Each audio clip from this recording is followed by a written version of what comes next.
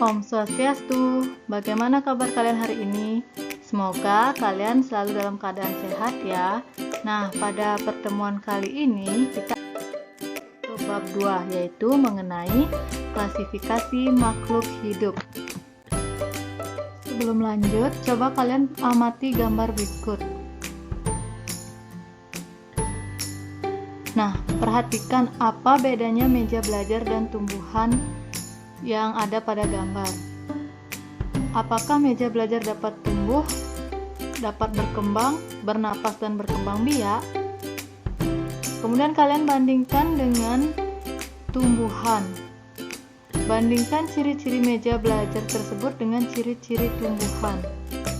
Nah, secara garis besar, benda-benda di alam semesta ini terdiri atas makhluk hidup dan benda tak hidup yang memiliki karakteristik tersendiri. Nah, dalam bab ini kita akan mempelajari karakteristik makhluk hidup dan benda-benda tak hidup yang ada di lingkungan sekitar, serta bagaimana mengklasifikasinya.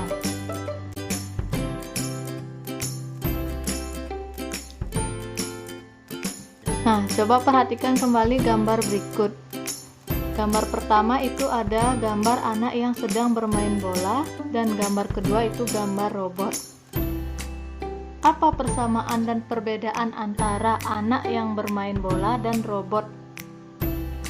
Persamaannya adalah anak kecil yang sedang bermain bola dan robot sama-sama dapat bergerak.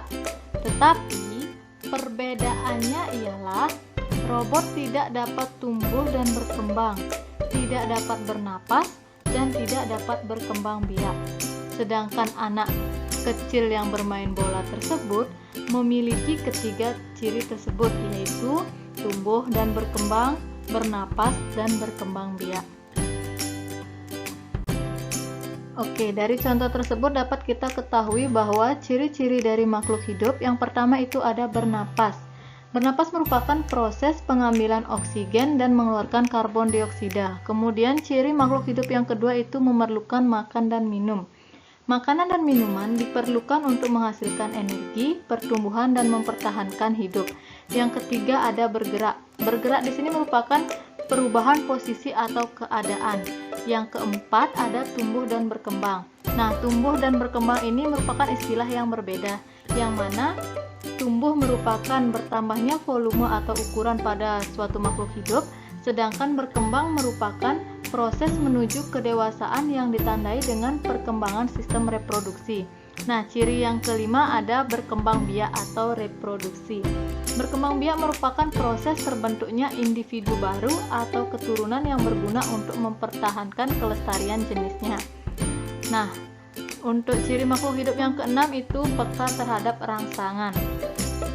Peka terhadap rangsang merupakan kemampuan makhluk hidup untuk memberi tanggapan terhadap rangsangan yang disebut dengan istilah iritabilitas. Nah, contoh peka terhadap rangsangan pada makhluk hidup yang pertama ada pada manusia. Contohnya itu jika tiba-tiba ada lampu yang mengenai mata kita, maka mata akan secara refleks menutup. Kemudian yang kedua pada hewan.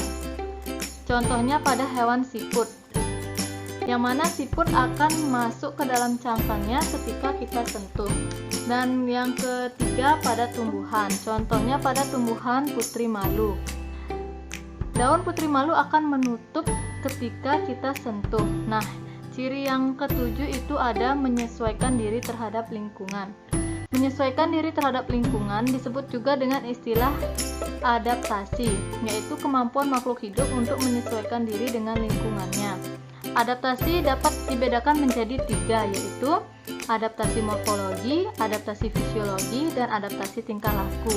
Yang pertama ada adaptasi morfologi, merupakan penyesuaian diri melalui bentuk organ tubuh, contohnya bentuk paruh burung, mulut serangga, alat gerak hewan air, dan lain-lain.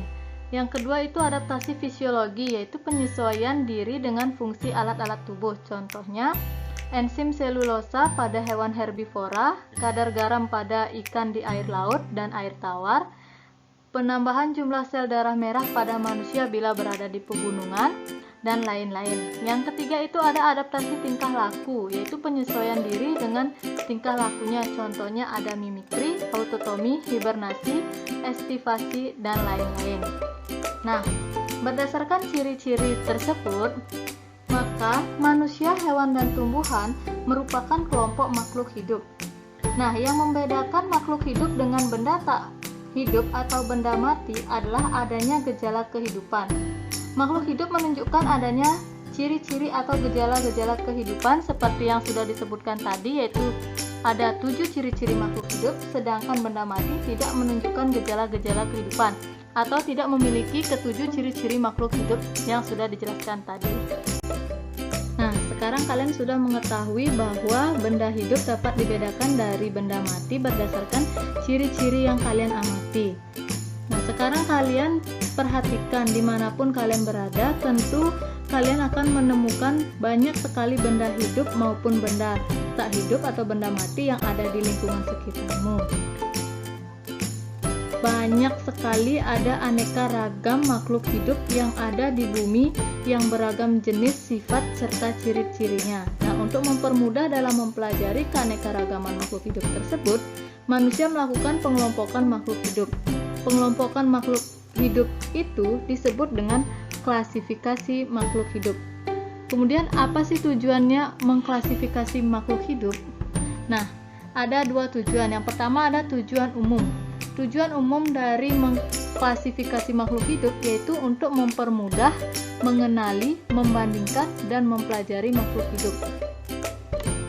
Sedangkan tujuan khususnya yang pertama ada mengelompokkan, yaitu mengelompokkan makhluk hidup berdasarkan persamaan dan perbedaan ciri-ciri yang dimiliki.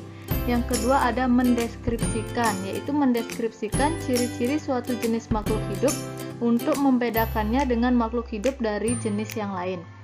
Tujuan khusus yang ketiga yaitu mengetahui hubungan kekerabatan.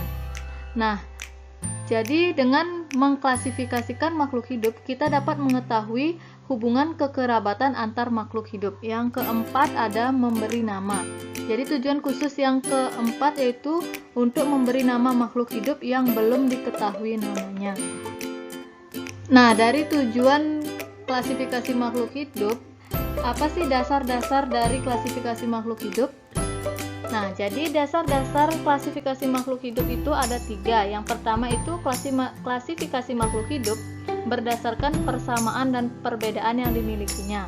Yang kedua, klasifikasi makhluk hidup berdasarkan ciri bentuk tubuh atau morfologi dan alat dalam tubuhnya atau anatomi. Yang ketiga yaitu klasifikasi makhluk hidup berdasarkan manfaat, ukuran, tempat hidup, dan cara hidupnya. Oke, jadi pada awalnya dalam klasifikasi, makhluk hidup dikelompokkan dalam kelompok-kelompok berdasarkan persamaan ciri yang dimilikinya. Nah, kelompok-kelompok tersebut dapat berukuran besar hingga kelompok kecil dari segi jumlah anggota kelompoknya. Kelompok-kelompok tersebut disusun berdasarkan persamaan dan perbedaannya. Namun, makin ke bawah, persamaan yang dimiliki anggota di dalam tingkatan klasifikasi tersebut semakin banyak dan memiliki perbedaan semakin sedikit, sehingga dibuatlah urutan kelompok yang disebut dengan takson. Nah, jadi urutan takson itu dapat dilihat pada tabel berikut. Dengan menggunakan bahasa Latin, bahasa Inggris, bahasa Indonesia. Nah, yang pertama ada regnum dalam bahasa Latin atau kingdom dalam bahasa Inggris, dan dunia dalam bahasa Indonesia. Nah, di sini ada 2 yaitu dunia tumbuhan dan dunia hewan. Dunia tumbuhan disebut dengan plantae dan dunia hewan disebut dengan animalia. Kemudian yang kedua ada diviso atau phylum dalam bahasa Latin. Dalam bahasa Inggris juga sama dan dalam bahasa Indonesia juga sama yaitu divisi dan phylum. Yang mana divisi pada tumbuhan yaitu ada spermatophyta dan pada hewan itu ada chordata. Yang ketiga, urutan takson yang ketiga yaitu klasis dalam bahasa Latin, kelas dalam bahasa Inggris, dan kelas dalam bahasa Indonesia. Kelas dalam tumbuhan itu ada kelas Angiospermae. Kemudian pada hewan itu ada Mammalia dan seterusnya. Nah, urutan takson dari yang pertama ada kingdom, kedua divisi, ketiga kelas, 4 ordo, kemudian famili, genus, dan spesies. yang mana semakin banyak anggotanya, maka semakin sedikit kesamaan cirinya. Berbanding terbalik, yaitu semakin sedikit anggotanya, maka akan semakin banyak kesamaan ciri. Oke, selanjutnya bagaimana kriteria dalam mengklasifikasikan tumbuhan dan hewan. Nah, yang pertama ada kriteria klasifikasi tumbuhan. Para ahli melakukan pengklasifikasian tumbuhan dengan memperhatikan beberapa kriteria yang menjadi penentu dan selalu diperhatikan, yaitu yang pertama ada organ perkembangbiakannya, apakah dengan menggunakan spora atau dengan bunga. Kemudian yang kedua ada bentuk dan ukuran daunnya, apakah bentuknya menyirip, apakah bentuknya menjari, dan sebagainya. Kemudian yang ketiga ada berdasarkan habitus atau perawakan tumbuhan waktu hidup, apakah tegak, menjalar, atau merambat. Nah, yang keempat ada cara berkembang biaknya, apakah secara generatif atau secara vegetatif. Nah, selanjutnya kriteria pengklasifikasian hewan. Sama halnya dengan pengklasifikasian tumbuhan, dalam mengklasifikasikan hewan, para ahli juga mengklasifikasikan dengan melihat beberapa kriteria. Yang pertama yaitu saluran pencernaan makanan. Hewan tingkat rendah belum punya saluran pencernaan makanan. Hewan tingkat tinggi mempunyai lubang mulut, saluran pencernaan, dan anus. Kemudian yang kedua, berdasarkan kerangka atau skeleton. Nah, apakah kerangka di luar tubuh yang disebut dengan exoskeleton atau di dalam tubuh yaitu endoskeleton.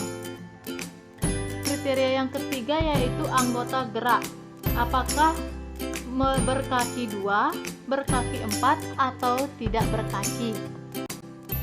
Nah, selain kriteria klasifikasi tumbuhan dan hewan, ada yang disebut dengan kunci determinasi. Kunci determinasi merupakan suatu kunci yang digunakan untuk menentukan filum atau divisi, kelas, ordo, famili, genus, atau spesies. Nah, dasar yang digunakan kunci determinasi ini adalah identifikasi dari makhluk hidup dengan menggunakan kunci dikotom. Nah, ada beberapa hal yang perlu kita perhatikan dalam pembuatan kunci determinasi. Yang pertama itu ada kunci harus dikotomi. Yang kedua, kata pertama dalam tiap pernyataan dalam satu kuplet harus identik.